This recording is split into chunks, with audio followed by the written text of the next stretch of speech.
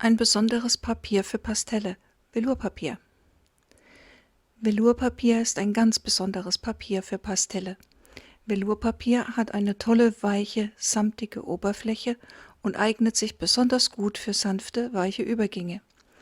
Mein Name ist Anneliese Klotz und in diesem Video zeige ich, wie das samtige Fell dieses Kätzchens mit Pastell auf Velourpapier entsteht. Der komplette Arbeitsprozess hat über 10 Stunden gedauert. Das hier sind 10 Stunden in ca. 15 Minuten. Während das Video läuft, erkläre ich aber die wichtigsten Schritte und gebe Tipps, was du tun solltest und was du besser lassen solltest.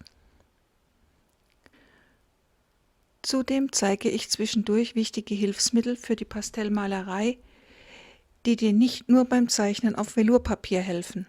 Es lohnt sich also, das Video bis zum Schluss anzusehen. Velourpapier ist ein super weiches Papier, das sich angenehm anfassen lässt, aber im Gegensatz zu Pastellmat, Sandpapier oder anderen Pastellpapieren kann man nichts radieren. Lediglich mit dem Knetradierer lässt sich etwas Pigment abtupfen, aber nicht völlig entfernen.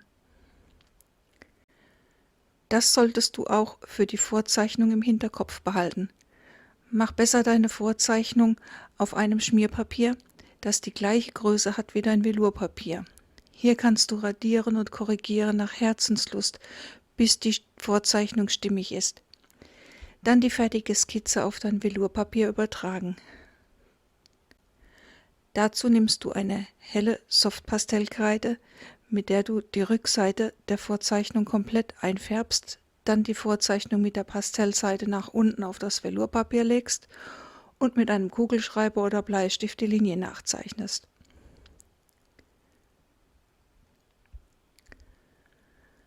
Bei anderen Pastellpapieren werden harte Ränder durch Verwischen abgedämpft.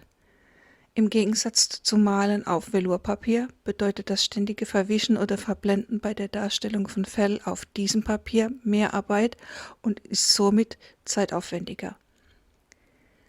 Bei Velourpapier sind Linien und Striche von vornherein an den Rändern weich. Trotzdem ist es möglich, auch auf Velourpapier klare, hart abgegrenzte Linien zu malen. Zuerst zeichne ich mit White Charcoal Schnurhaare und Haare in den Ohren ein, damit ich sie von vornherein habe. Über die Vorteile dieser Malweise mit White Charcoal habe ich eine kleine Katzenohr-Augenstudie gemacht. Den Link dazu findest du hier oben rechts oder am Ende des Videos. Auch auf Velourpapier leistet White Charcoal gute Dienste. Als nächstes setze ich erste Farbflächen, strichle allerdings jetzt bereits mit den Pastellstiften in Fellrichtung und lege die Augen an. Bei der Untermalung nicht stark aufdrücken, überhaupt drücke ich erst zum Schluss für den Feinschliff fester auf.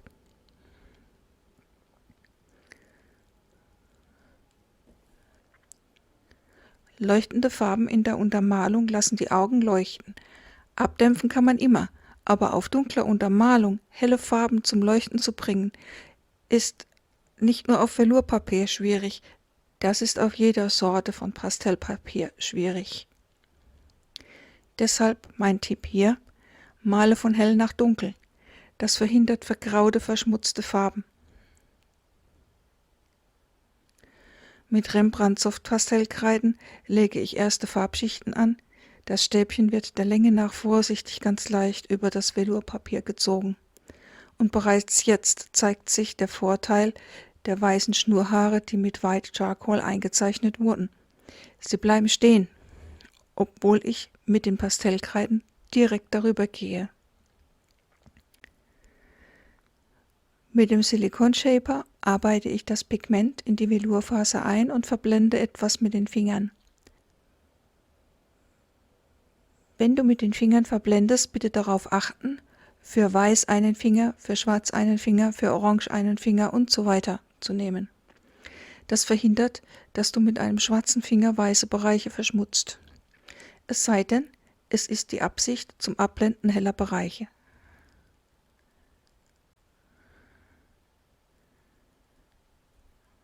Mit einem Schwämmchen lege ich Farben für den Hintergrund an.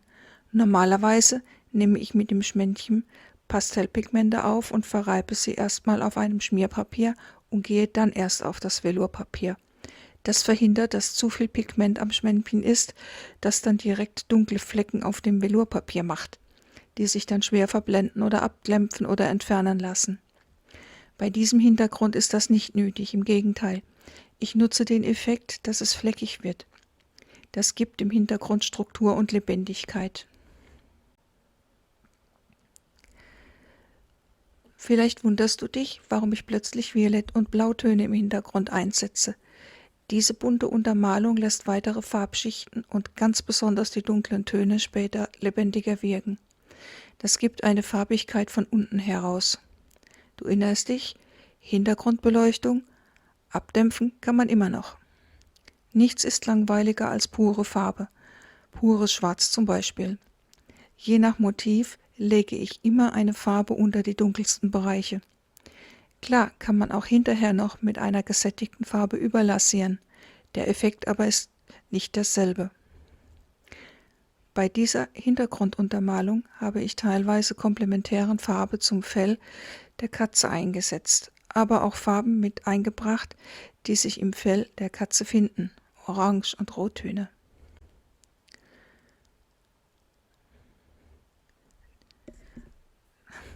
Die Werkzeuge. Weitere Werkzeuge, die ich zum Verblenden neben Schwämmchen und Silikonschäbern verwende, sind Borstenpinsel, spezielle Pastellpinsel und Wattestäbchen. Am besten lässt sich das Pigment mit dem Silikonschäber ins Velour einarbeiten. Borsten und auch Pastellpinsel arbeiten Pigment zwar ein, aber je härter die Pinselhaare oder die Borsten sind, lösen sie Pigmente auch ab. Je nach Papierart kannst du mit einem Borstenpinsel Pigment regelrecht herunterradieren. Papierwische und Wattestäbchen nehmen ebenfalls Farbe beim Verwischen oder Verblenden ab. Wenn die Mitteltöne angelegt sind, fixiere ich das Pastell. Das wird die dunklen Bereiche intensivieren, sie werden also dunkler. Das ist der Grund dafür oder mit ein Grund dafür, warum ich meine Pastelle meistens erstmal in Mitteltönen male. Nach der Fixierung intensiviere ich dunkle und helle Farben gleichermaßen. Jetzt sehe ich, was nicht dunkel genug ist, wo muss mehr helle Farbe gesetzt werden, wo die Farbintensität oder Sättigung erhöht werden und so weiter. Das Fixieren hat zudem noch den Vorteil, dass helle Pigmente, die auf dunklere Schichten gesetzt werden, bei der nächsten Fixierung nicht komplett einzacken oder verschwinden. Übrigens fixiere ich mit meinem selbst hergestellten Fixativ. Es ist völlig ungiftig und fixiert super. Wenn du Interesse an dem Rezept hast, schreib mir einfach eine E-Mail. Die Adresse dazu findest du auf meiner Homepage. Dieses Arbeiten in mehreren Schichten mit Zwischenfixierung ermöglicht eine sehr subtile Ausarbeitung des Fells. Nicht nur farblich, sondern auch sich überlappende Haare lassen das Fell natürlich wirken. Das Fell der Katze soll am Ende nicht wie frisch gebürstet aussehen. Softpastellkreiden eignen sich besonders gut für weiße Highlights, die auch nach der Fixierung nicht oder nur wenig verblassen, da diese Pastelle mehr Pigment abgeben. Es kommt also auch auf die Art von Pastellkreiden oder Stiften an, die du für deine Highlights verwendest. Mein Tipp ist, das Weiß für die letzten Schritte aufzusparen. Deine Highlights wirken viel natürlicher, wenn sie eine gewisse Farbigkeit haben, also auch hier langsam herantasten mit hellen Gelb, Grau oder Rosatönen und das Weiß gezielt zum Schluss einsetzen.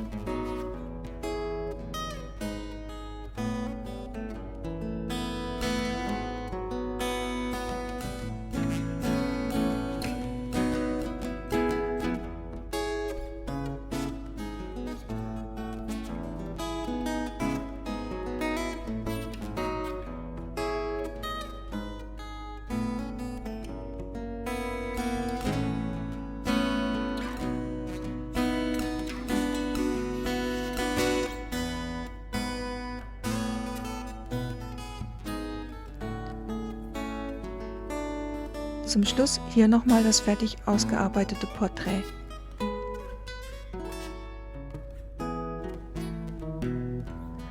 Wenn du Fragen oder Anregungen hast, schreib mir das gerne unten in die Kommentare. Gefällt dir dieses Video? Ich freue mich über ein Däumchen hoch.